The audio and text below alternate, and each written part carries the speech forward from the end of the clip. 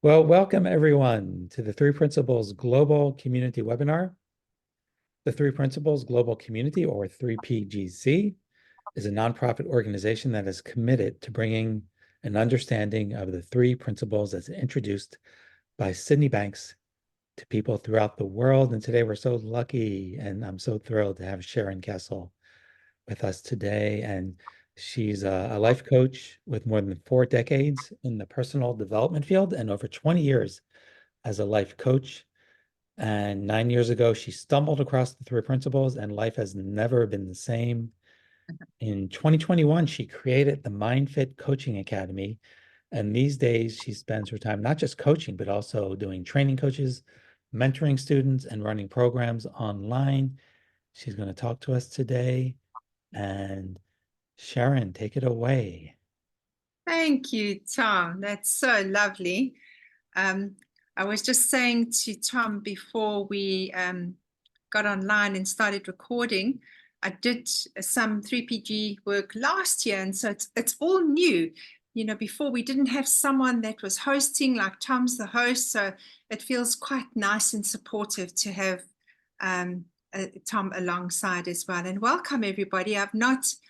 I don't recognize anybody from the few platforms I've been, except maybe for you, Nancy. I've seen you on a few platforms before. So really lovely to be here. And thank you so much. And thank you for switching on your cameras.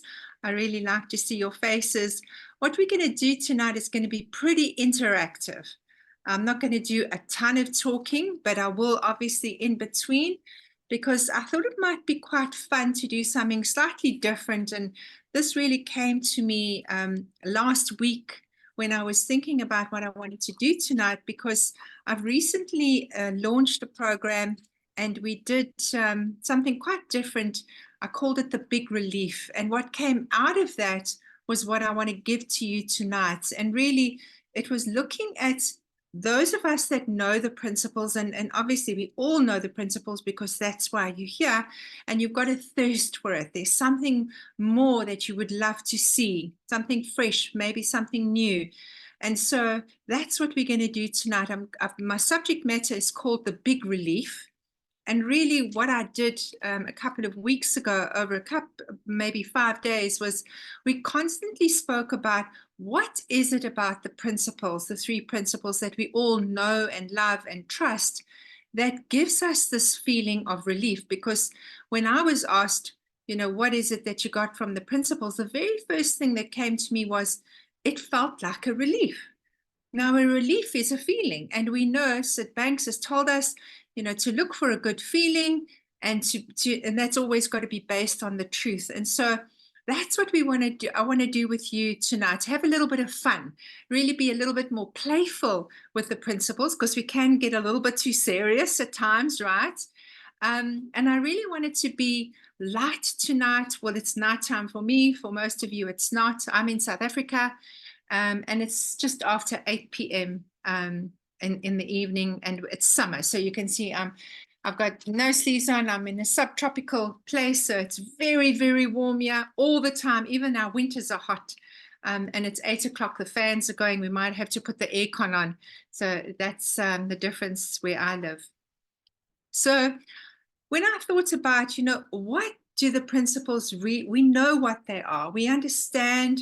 And I love how Sid Banks used to say, he said, even my parrot can say mind, consciousness, and thought. You know, what is that? So we know the words, we have the understanding. And I was actually going through George Pransky's paper that he released a couple of years ago, you know, with all of the principles, and the way that he put it together in this paper was so profound for me. And when I read it again a couple of days ago, that's what I got, this feeling of relief. And I'm going to explore that a little bit with you now, and then I'm going to open it up, and we're going to maybe play a little bit with it.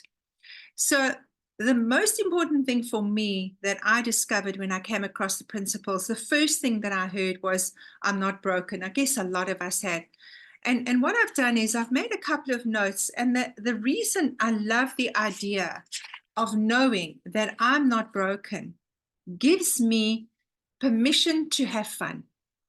So before, if you're so serious and you've got to do the work and you've got to get over the issue or the problem, it feels like there's a lot to do. You've got to white knuckle your way through this life. But if you just have this idea of, oh, it gives me this feeling, and what does that mean for me? So I would love us to start off with, and we're going to get interactive very, very quickly. I want you to just take a moment for yourself and come up with what it is that you feel you are the most relieved about knowing the principles. So for you personally, what's the one thing, and we're going to go through a couple of those, but what's the one thing that you feel a big relief knowing what you do about the principles? So I'm going to be quiet just for a moment and see what you can come up with. If you want to jot that down, if you've got a pen and paper, or just, keep it in your mind, and then maybe we'll get into those just now. So I'm going to be quiet now.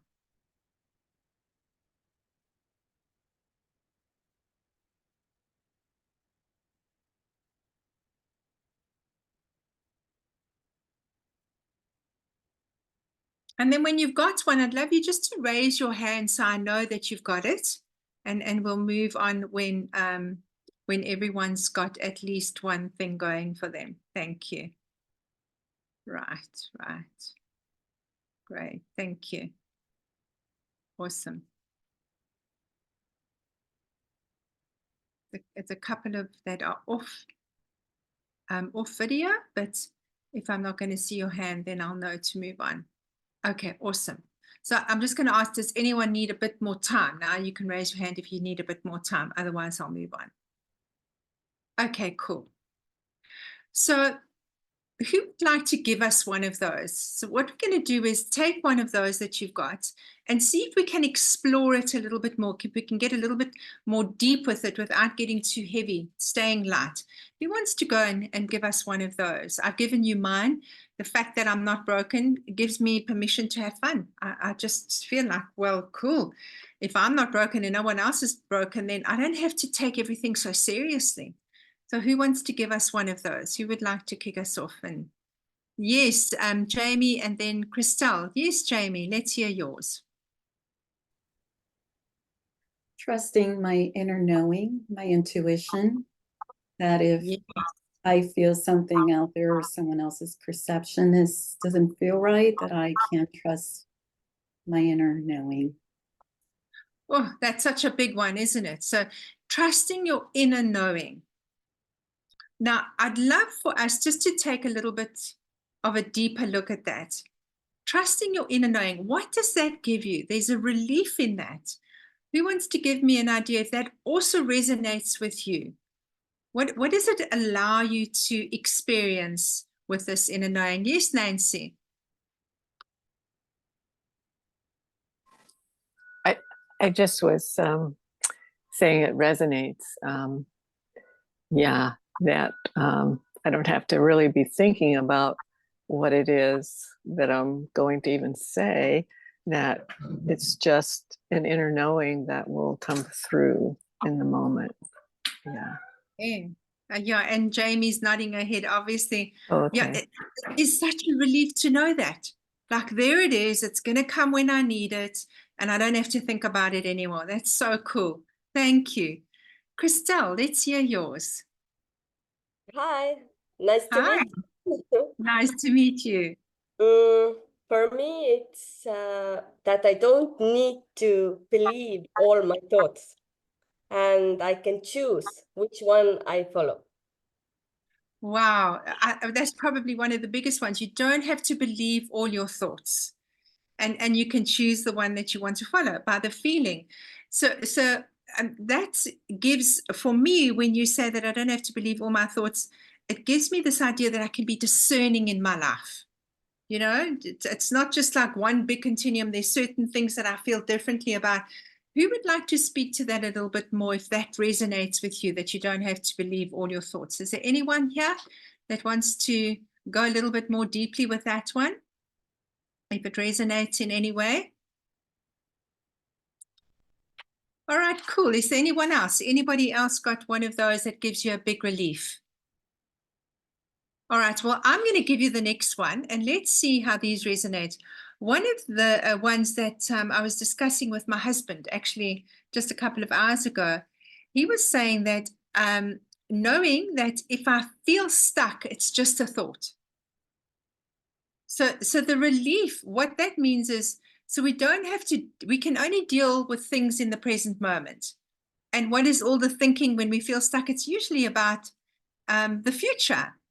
So for him, it was like, I feel stuck, but I don't have to believe it because I know that's a future thing. I can just be here in the present moment. Anyone else want to talk about that one? Does that one resonate with you at all? Okay, cool. Well, how about this one? It's a relief knowing it will be okay. So I don't need to worry. It pretty much is going to be okay. Like we can rely on that. If we are nature, nature has this way of working itself out. And that's who we are. The relief is knowing it's actually going to be okay. So in the moment when it doesn't feel okay, there's a relief knowing it will be, because we're going to go through those cycles. Life is going to life, and you will bounce back. There's an absolutely predictability about the fact that it will be okay at some point. We don't always know when that will be, but we know it will change. How about this one? The relief is I'm not responsible for anyone else's happiness. Oh, that's huge. You can resonate with that one. Let me see if anybody resonates with that one. Yeah, absolutely. And what that gives me is I can experience this freedom. I can just stay in my own lane. And people will say to me, you know, golly, you're so lucky your husband makes you happy. And I say, no, my husband doesn't make me happy. I make me happy. And it's a bonus that he likes that. And he does the same. So, you know, it's that responsibility for yourself. I don't have to it's not required of me to make sure that everyone's happy. They are where they are. It's required of me to stay in my own lane and be happy with me. Okay, Miguel, let's hear from you. You've got your hand up. Yeah, what resonated about one of the ones you said was about that we're gonna be okay. Yeah. It made me think about how the big relief for me was that moods just go away. Bad moods don't last. They have a shelf life. And that kind of helped me see that mental health is always there. I might not see it, but it's always there. What a relief that is, isn't it? To know that mental health is there. I don't know if any of you know Dr. Bill Pettit, but I used to listen to quite a few of his things, and I remember him talking about the lucid moment with somebody that was psychotic. And there was just this one moment where this person absolutely laughed their head off and said, I just realized that I've been making it up. I mean, what a miracle that can happen. Mental health is there all the time, even for some people that seem to be chronically not mentally healthy. So thanks for that one, Miguel. Anybody else? Someone got something else that they feel is a big relief? Yes, Jennifer. And then Susanna. Just unmute yourself, Jennifer. Sorry. There you go. We can go off track. We will go off track, but we can get back on track quite easily. Oh, yes. And that's a relief. Why do you think that's a relief, Jennifer? If we know that we can get back on quite easily, what relief does that give you?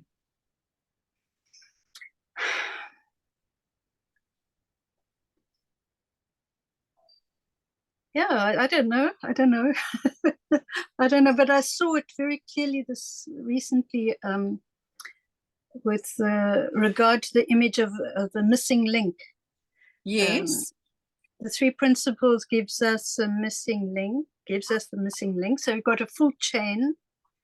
It doesn't mean that the chain is going to stay in the groove constantly. The chain can get off kilter, but we can put it back on again.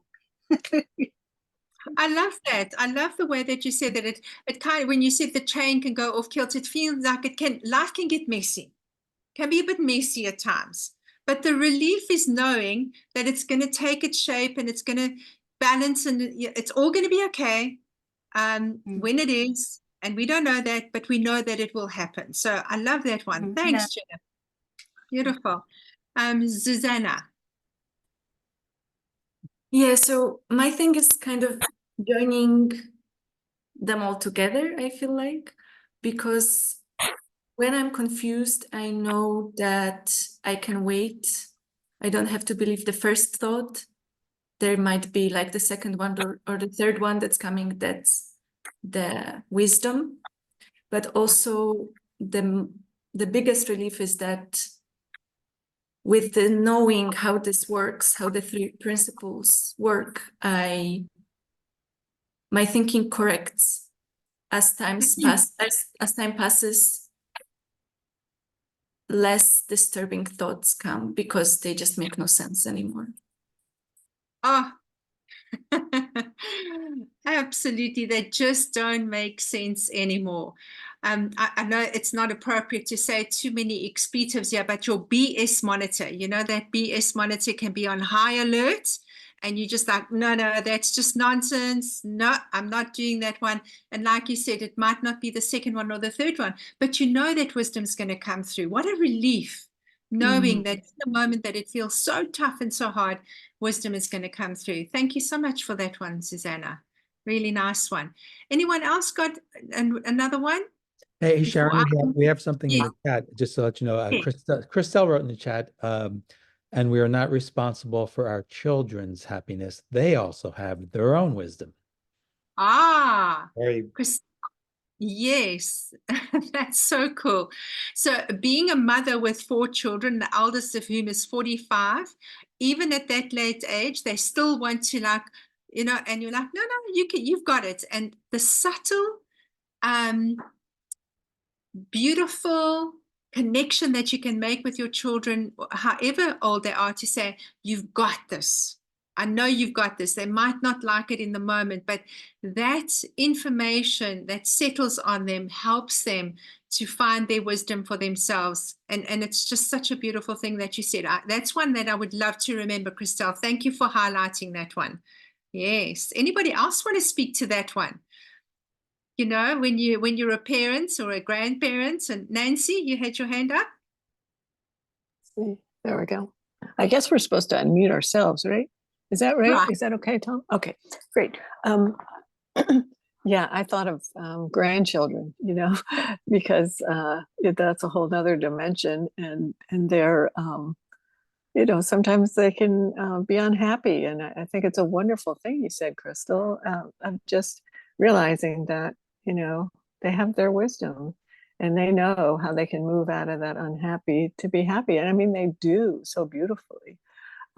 Without even any words around it, you know, just 1 minute they're on the floor unhappy and the next minute they're off making Play-Doh or something, you know, taking their creative energies and using them. Yeah. So yes, that does resonate with me. Yeah. And also, oh, go ahead. No, I was just gonna say the word that came to me was the simplicity of all of what the principles are about, because it's about the, you know, before the form, and of course the complexity of the 10,000 myriad of things is easy to get seduced by, and yet returning to the simplicity and just knowing that, wait a minute, there's something simple here. There's something simple to see, and the depth of that, the beauty is so simple, but it's so deep, and it's deeper than deep, you know. So yeah, anyway, that's me. Thank you. Thank you. Don't you wish you knew that when you were much younger, Mother? I mean, I wish I knew this. It would have saved me a ton of angst, or, you know, the word is like really feeling confused about this thing called being a parent. But I love that, Nancy. Yeah, thank you so much for that. Thank you, Christelle, for raising that one. Anyone else before I move on to another one that I thought of? Anybody? All right, so let's take a look here. I've got here, I've got being present. It's such a relief knowing that when I'm present, I provide myself with a space to be happy and content when I'm present. So I'm not worried about what happened just a moment ago, yesterday, and I'm really not planning too much into the future. Yes, we do have goals and dreams, and we should have those, but I'm right here, right now, and that's me in that space of creating a place for me to be happy, not worrying about anything in the past and not worrying about anything in the future. So yeah, I think that's a good one as well. I saw something in the chat box there, Tom. Yeah, I can read that for you. And this is something I was feeling the same thing. Ricky wrote that there's relief that the minute I recognize I am not present, I am. So when I wonder how I can be more present, it helps to know I don't need to try. Love that, Ricky. That is so powerful. Yes. How's that for simplicity, Nancy? Like, boom, there we go. And Sharon, Right. if I can add on to that, because I was thinking the same thing. To me, being present is an expression of one of the principles, which is consciousness. So we just have the power of the whole universe and the principle to wake us up all day long without effort. Yeah, don't you feel sometimes like you found like the golden secret of life? Like there's certain days I'm like, wow, this is just so incredible. It's so golden. You just want everyone to know it. So I love that, Tom. Every single day, every moment of every single day, we have this capacity to know that we can just be conscious. It's wonderful. Yeah, thank you for that one. Anyone else before I move on? I've got a couple here that I found. All right, good. Let's have a look at this one. Oh, now I don't know if you know Michael Neal, but he used to be my coach and he used to say life will laugh. And for me, the relief of knowing that life is just going to laugh is that everything is exactly as it should be. Even in those delicate moments where it feels a bit messy, okay, cool, this is not feeling so fantastic, but clearly it is part of what needs to happen because this is shaping me, molding me, forming me, whatever that is. I find that such a relief. And I must say, being sort of older with children, it helps me to, like my grandchildren, my granddaughter was here today and she's 15 years old and she's at that stage where she's just getting interested in boys. And of course, the whole thing is about this and this and this. And it was pretty cool just to say to her, it's going to happen naturally. You don't need to do anything about this stuff. It's quite instinctive. But I love that one. Life is going to laugh. Everything is exactly as it should be. What a relief to know that. We don't have to try and fix anything. All right. Here's another one. What a relief to know that I'm not in control. Really, I'm not in control of what's going on out there. And why is it such a relief? Because I don't have to do the heavy lifting. What a joy. I can literally play full out and do what I'm doing in the moment, knowing that I don't need to do the heavy lifting because it's clearly I'm living the life that's being revealed to me. Now, who can resonate with that one? Does it make sense to you? Let me just see a show of hands if you really, really get that one. Anybody want to speak a little further to that one, a little more deeply to that one? Anyone? Jennifer? Yes, let's go ahead. Let's hear from you, Jennifer.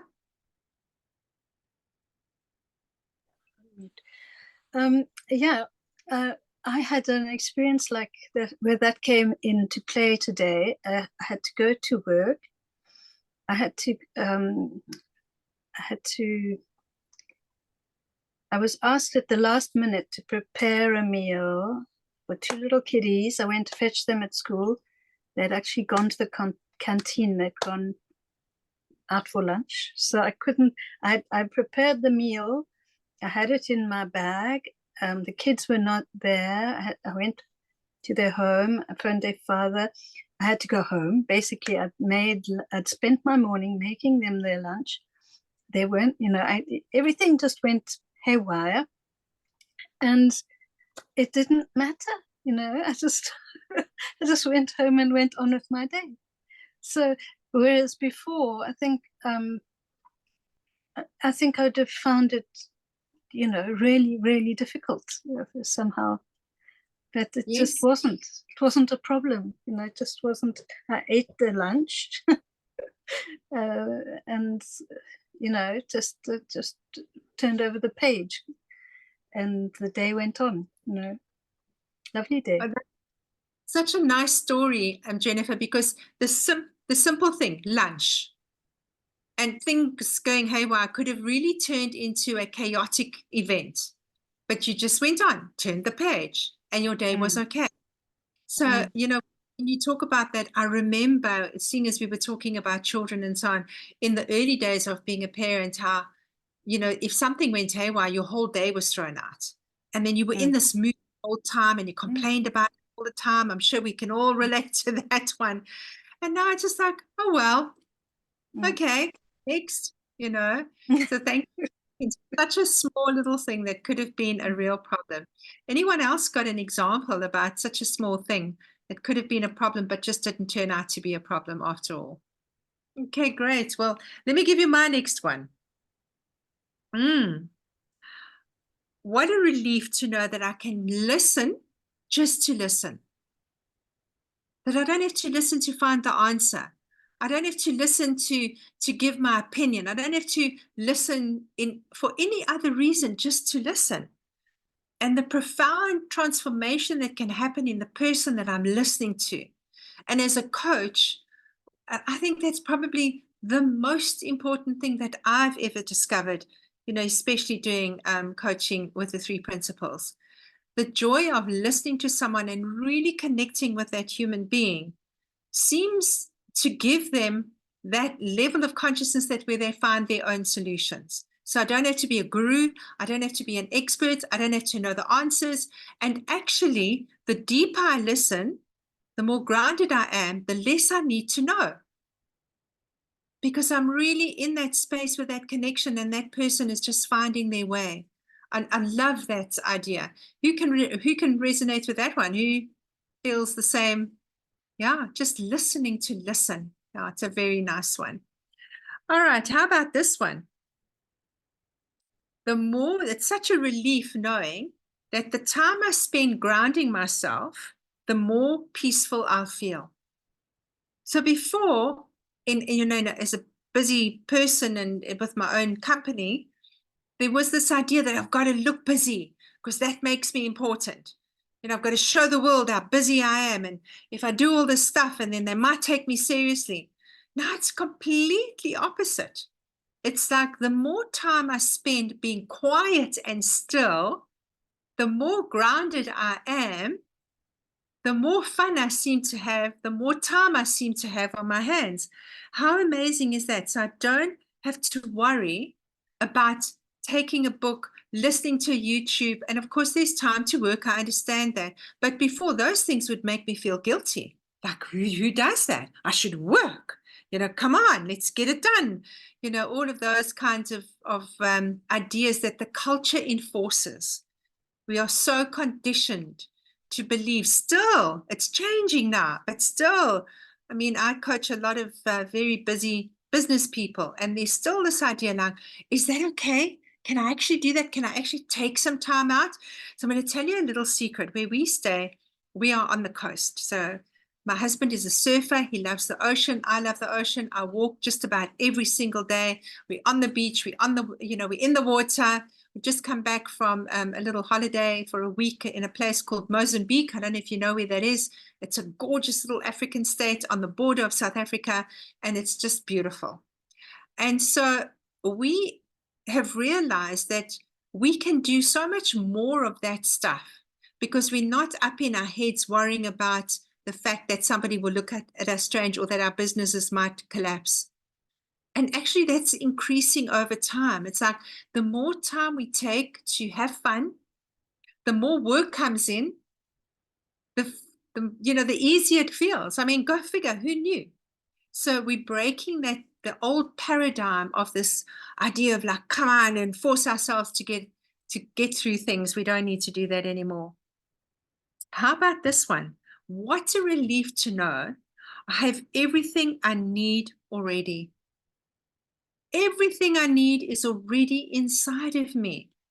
I don't need to go and find it. I don't need to go and look for it. It's there all the time. And in the moment that it feels like it's not there, it's not that it went anywhere. It's that I blocked it. I shut myself off from it. In my innocence, nothing to do about that. Just that's what happened at my level of consciousness. And why I love that is I can stop searching. It's the relief of knowing that I've got everything. I don't need to go and find it and search for it and get it. You know, in the 41 years that I've been doing this work, I've traveled everywhere. I went and studied with the top neuroscientists and the top neurolinguistic programmers and the top coaches all over the place. And it seems like I've come full circle. You know, I'm always home. Doesn't matter where you go, you take yourself wherever you go. But I had this idea that I had to go all over the place and find the answers. And now I realize that I don't need to. Who can relate to that one? Let's have a show of hands. Who can relate? You can stop searching, digging, trying to find the idea, you know, whatever it is. You don't need to anymore. Okay. All right, I've got another couple. Let's see how this one sounds. It's such a relief knowing that there's nobody else like me. What a relief. So with all of my weirdness and my quirkiness and my strangeness, you know, that's just who I am. I don't have to apologize for it. I don't need to try and change it. I don't need to fix it. That's the way I was made. And that's okay. And what a relief to know that I can accept everyone else that way as well, because they are as unique. They've got their own, you know, DNA, their own ideas, their own genius, their own wisdom. What a wonderful relief to know that, because now I really can look through that lens at everybody as fully well in their own health realization, their own mental well-being. What a lovely thing to feel. Now, I will admit my hand is up. Every now and again, I forget that. Even after all these years, I look at them like, really? But I think that's just human and it's natural. And then I can quickly bounce back and then see that actually it was just me. There's nothing wrong with them. It was me looking through the lens of my own opinion about them. Now, this is really quite evident, especially with families. I just came to mind, I'm trying to remember who it was that says, do you think you're enlightened? Go and spend a week with your family and come back and tell me. You know, our families are the ones that really trigger us the most. And I guess that's the way it's supposed to be, because that's where, you know, we spend most of our time. So we get to learn. Yes, Jennifer, let's hear from you. You've got your hand up. And there you go. Yeah. Unmute yourself there. Sorry. Yes, I love that expression about go and stay with your family. I went and spent a week with my sister, and I had been told actually that I had a really exceptional capacity for listening. So this went to my head a little bit until I went to spend a week with my sister, and in fact, I wasn't letting her get a word in edgeways. I was cutting into her sentences. I wasn't listening at all. But the only thing that has changed is then I could say, "I'm sorry, Sally. You know, wow. I'm sorry. I'm such a bad listener." But I really was, you know, very, very bad. And that you could admit it, Jennifer, like you say, you know, that's really the transformation within you. You could notice that for yourself, and you could apologize. Yes. Yeah. I think it's quite healthy to have someone that's you can help each other to be a little bit accountable. You know, I know for my husband and I, we'll often say like, you know, do you want to check your tone there a little bit? Like, oopsie, sorry. You know, you can say that, whereas before you take it so personally. Fortunately, my husband also knows the principles. I'm imagining that could be quite tricky if someone doesn't know the principles. But I find it a really lovely way to have that noticing and to actually apologize quickly, because then it's not on your mind. You can just get over it, right? Do you Well, think it is. I agree, because in this family situation, my sister is not very interested in the principles, and in fact, I found that the idea of innate well-being is very challenging. In fact, because she does believe that she has a condition, a health condition. So if I'm listening to her or being with her, I'm not sort of buying into the narrative that she's got about herself, you see, and it does create a lot of friction. And it's yeah, because I'm seeing the health. I'm not seeing the illness. So it's challenging. Yeah, this is rich territory, Jennifer. This is very rich territory that you've just opened up. Who would like to speak to this? I mean, you know, I've got a couple of things that I could say about that, but I see a few people have taken themselves onto camera. So who would like to say something about this? I'm sure a lot of you must have noticed this in your own experience of life. Anybody want to talk about that? So, yes, Jamie, go ahead. Yes, please. I feel we feel the friction if it's something we're thinking about.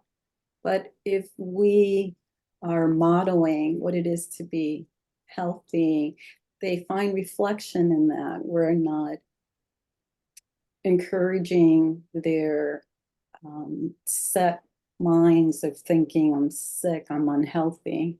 So I feel like if I step forward and connect honestly from a place of health and love and compassion and understanding versus meeting her where she is with pain or sadness, that she can reflect from that and just not drown herself in her thoughts, but see the feeling and the love and the compassion that I'm bringing to her. I've done that with friends who've had the same health issues I've had, and I've moved on and healed, but they're still lingering. Just be the reflection for them, hold the space and the compassion. That's lovely, Jamie. And just from what you said, I'm guessing, you know, because, you know, you've been through something, you said, and so I'm guessing they do look up to you as that sort of, you know, reflection of what's possible.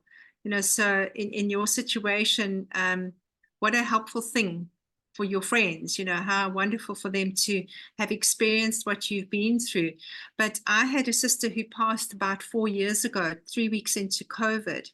And it was very similar for me, Jennifer. I found it quite challenging because she was this incredibly strong woman, but she had this very strong idea that her illness was not healable. She couldn't do anything about that. And it eventually, you know, she proved herself right. But I guess what you were saying, Jamie, is to meet people where they're at, because we have our own idea of what they should be thinking, but there's no way of forcing that. There's no way of doing that, because wisdom comes, you know, in the same way to them that it comes to us. And if they're not at that stage, they're not at that stage.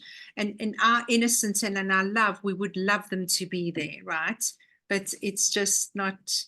And I guess a couple of these things that I spoke about, just knowing that I'm not responsible for anyone else's, whatever it is, their health condition or their happiness. I can be there, I can support them, and I can love them, and I can care for them, but I don't want to carry that, because now we are in that same, you know, that same way of thinking. That's really lovely. Anyone else want to talk to that? Who else has had an experience like that in their own lives or in their own families where you can relate to that? Yes, Tyson.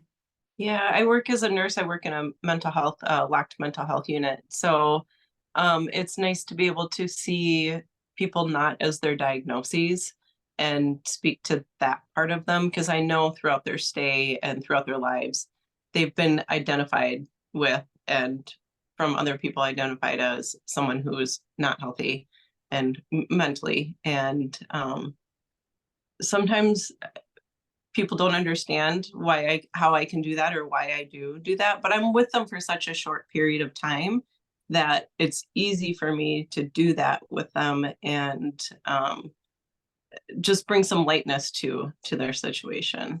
So, yeah. Lucky people that get you, Tyson, as a nurse. Wow. Yeah. That little glimpse into what's possible must be really powerful for them. So thank you for sharing that. That's amazing. Thank you. Yes, Jamie.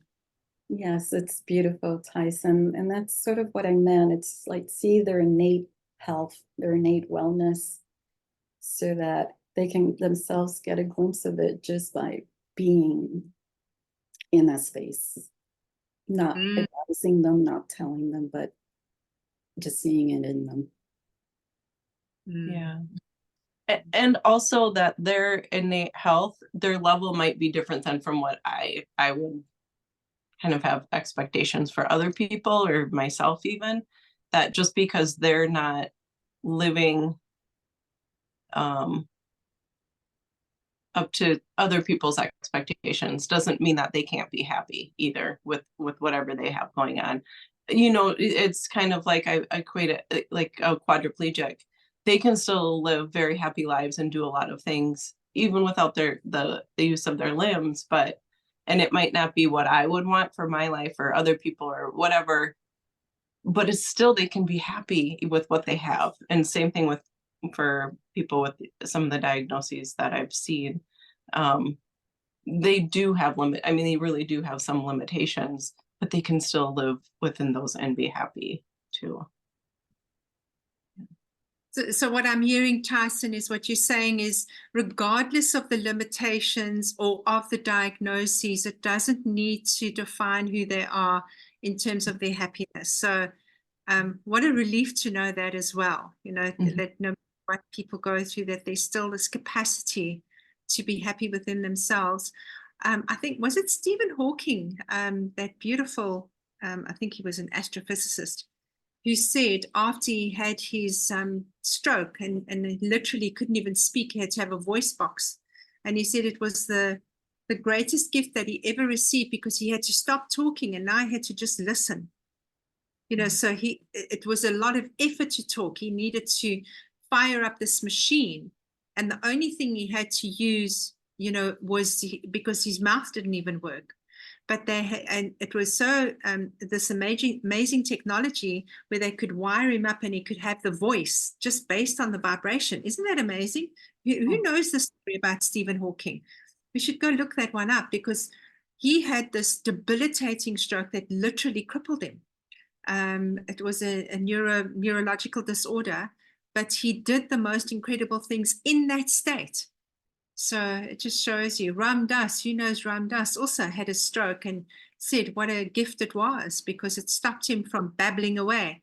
So he had to be quiet. And, you know, even our own George Pransky, I mean, you know, some of us that know what he went through. And I mean, I've heard him post the stroke. Just incredible, absolutely amazing. We have wonderful examples in our community of what's possible. Aren't we lucky? Really find that very, very fortunate. Yeah. Anyone else want to speak to this one while we're on the whole health realization, innate health? Anyone? All right, cool. Well, let's see what was. Oh, I love this one. It's a relief knowing that I am nature. So I always used to think I was part of nature, and I changed that a few years ago to say I'm nature. Nature flows. Nature works. Tides go in and out. Planets spin around the sun. There's a little bit of a predictability there. So as much as we're not in control, we are part of that beautiful intelligence that will work if we just allow it.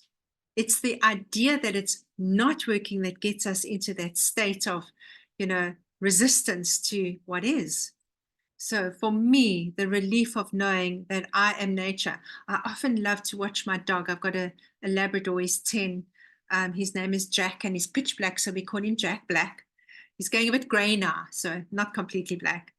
And just the way that he flows, when he's hungry, he lets you know. If he needs to go out, he lets you know. You know, there's just this instinctiveness about him. And we have that as well. And we know it, but every now and again, we get ourselves caught up in the idea that it should be different to the way that it actually is. That was one of the biggest things for me in the principles, was living the life that was revealed to me. Yes, we can set intentions and all those kind of things, but the life that is given to me is the perfect one for me. That's such a relief. Here's another one. It's a relief knowing that I have innate well-being, and we've spoken about this one. And the reason I love that one is because any pain or discomfort or, you know, issue that I think I have is temporary and it will change. It's definitely going to move, and life will go up and life will go down. And hopefully at some point I'll notice that, like you did, Jennifer, with your sister. And, you know, I guess all of the other examples that you had weren't close family members, so it's easy to listen. But the love that you have for your sister means like you're like, oh, I just wanted to hear this, you know. I always used to be found guilty by my children of giving them books that I thought they needed to read. Nowadays, I get it for myself first, and then I ask permission.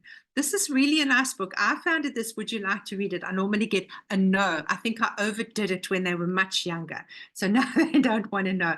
But they still have an example in me, so that's okay. Here's another one. It's a relief to know that everyone is doing the best they know how, given the thinking that looks real to them in the moment. That's it.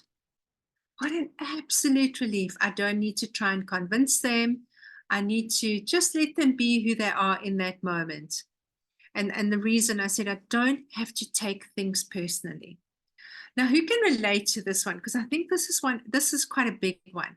Not taking things personally. Yeah. The big shift for me, particularly, you know, in your very close relationships, you feel like you want that person to do things differently. And I remember there was a time where I used to say, yeah, but I want you to apologize the way I want you to apologize. That's not good enough for me. I know that you're saying sorry, but it's not the sorry I want. You know, as we level up in our own consciousness, we see through all of those illusions that we create. And honestly, I find it quite light and funny that those things used to upset me, and now they just don't anymore. Yeah. Here's my last one that I've got, and let's see if we can resonate with this one, if anyone does. And it's the one I started with. It's such a relief knowing that I'm not broken. Yes, I'm quirky, I'm strange, I might be a little bit weird, but I'm not broken. That's just part and parcel of who I am. And the reason I love that so much as well is it gives me confidence to be secure in myself. That I'm not trying to be anything other than who I am. I'm not trying to be somebody else in order to be liked, in order to be accepted. You know, I'm not trying to do it in the way that anybody else has done it before. I want to do it the way that I know how to do it. I know that's perfect because there are people who want to hear it from me the way that I give it to them, with my flavor, with my style, in my artistry. That's perfection. What a wonderful relief to know that that's absolutely right for me. So that's what I've got. I'd love to hear from somebody that wants to flesh one of those out. What's on your mind? Who's got something that they can give us that we can actually talk a little bit more about on the subject of a big relief? Where are you feeling relief? Or where are you feeling stuck? And let's talk about that one. Tyson, did you have your hand up? No, it's your cat's tail. That's so funny. Ricky, you've got something you'd love to share. Let's hear it. Well, recently, something that really gave me a lot of relief was something that Michael Neal wrote, and it was stop saying it's just a thought, which I was doing all the time when I first learned the 3 Ps, and people were like, you know, I mean, it was like, the greatest way to get resistance. And he said, thought is the most powerful force in the universe. And that changed everything, because it's not about it's the thought, it's about the power behind thought. And that's an easier one to help explain to people what's going on. That's really nice. Yeah, it's the most powerful gift for me, when I think about it. What a gift to have this power of thought. I can create so much with my own thinking. But I love that. I used to say that as well. It's just a thought. It didn't work. So I'm not surprised Michael spoke about it in that way. And of course, he often used to say, if you meet someone and they're going on about how difficult their life is, and you say it's just a thought, don't be surprised if they don't punch you in the nose, because at that level of thinking, when you're in it, you don't want to hear that you are getting it wrong. You just want to and somebody picks you out about that one. So I like that one as well. So anything else? Anybody else? All right, so let me ask you. Yes, Miguel. There we go. I can't hear you, Miguel. Are you muted? Oh, I shouldn't be. There we go. Now we can. Okay. Oh.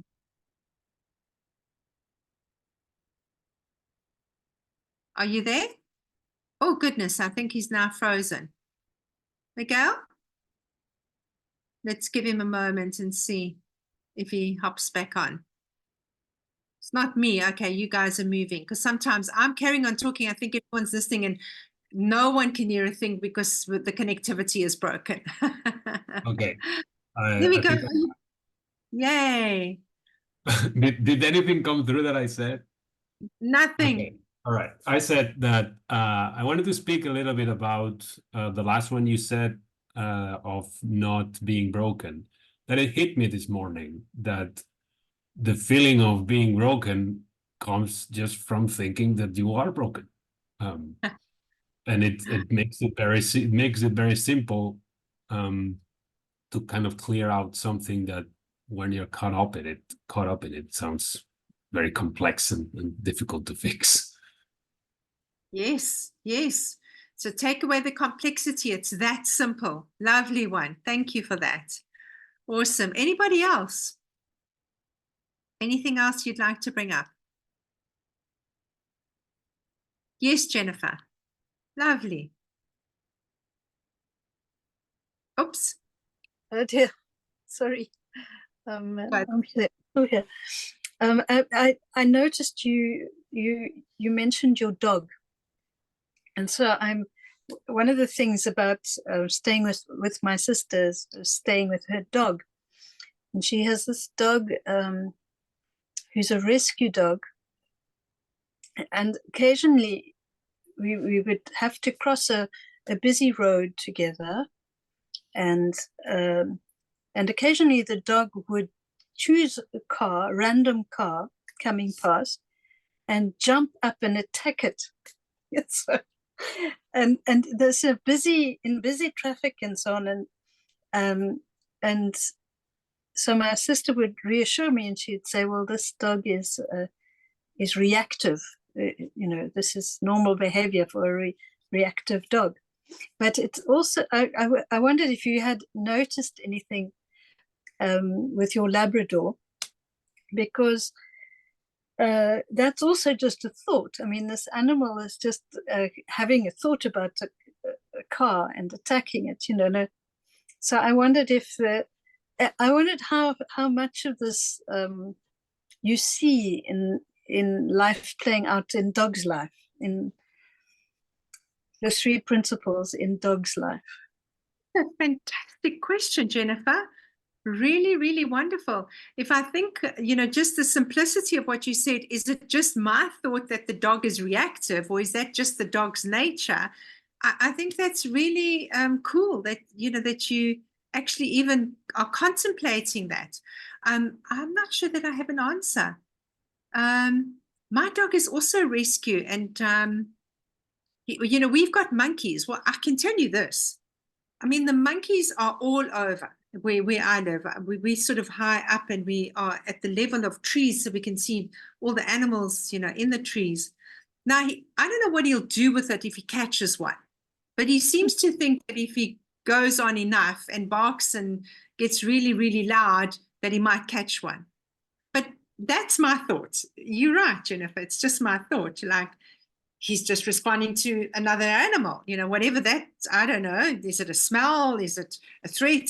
He's just doing what he does. And I often say, I wonder what he'll do, like that, your friend. I wonder what the dog will do if he actually catches the car. It's never going to do that. My dog, it just does what he does. But I do have some thinking about it. But I guess that's just part of our human nature. I have a lot of thinking about the monkeys that come into my house and steal fruit off the table. So there's a lot of thinking about their instinctive nature as well, Very interesting one. Very interesting one. Who works with horses? Anyone work with horses here? Because I know people that do a lot of the healing work with horses. They have unbelievable connection to those animals, and they almost seem to understand what the animals are feeling. I mean, amazing stuff. That's not my skill. Yeah. Lovely one. Thank you, Jennifer. Anybody else? We've got a couple of minutes still. No? You know what I'm fascinated with is, where is everybody from?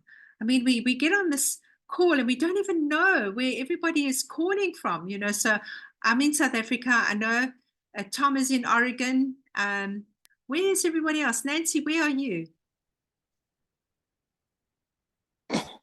I'm in central US. I'm in Nashville, Tennessee, where they make country music and lots of other things.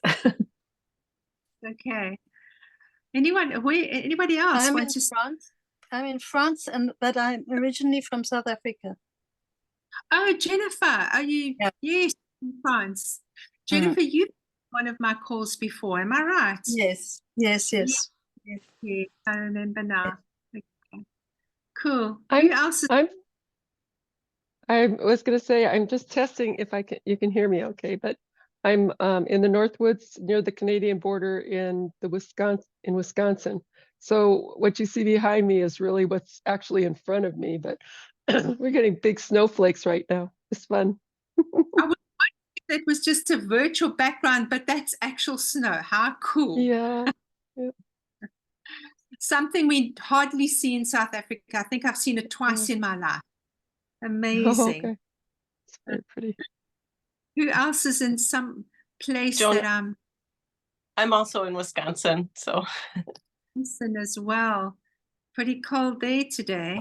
it I'm is. from Estonia. Estonia, Christelle, is that you? Yes. Yes, wonderful. And Susanna, where are you from? I'm now in Italy, but I'm from Poland. Okay, wow. And Jamie? I'm in Maryland, near Washington, D.C., USA. Originally from New York. Right. And Miguel, where are you from? I live in a small town near Barcelona.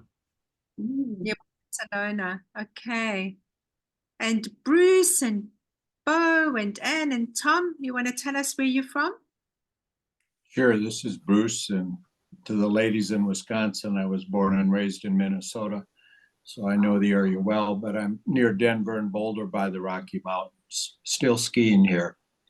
Oh, wow. Oh, that's so cool to know. And Bo?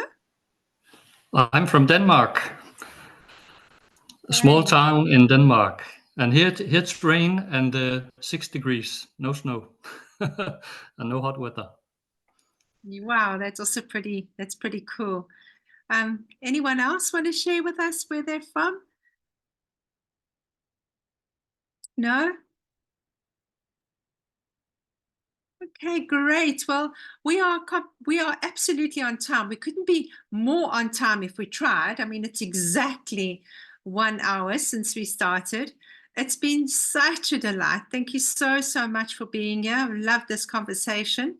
And yeah, maybe see each other round and about in the 3PG platform sometime in the future. How cool. Thank you, Tom. Yeah, thank you. Thank you so much, Sharon, and for making this so intimate and interactive. And before we say goodbye, I just want to let people know the next webinar will be Tuesday, April 30th at 2 p.m. Eastern, and it will be with Ken Manning. So we can take a second here to thank Sharon, say goodbye to her. Feel free to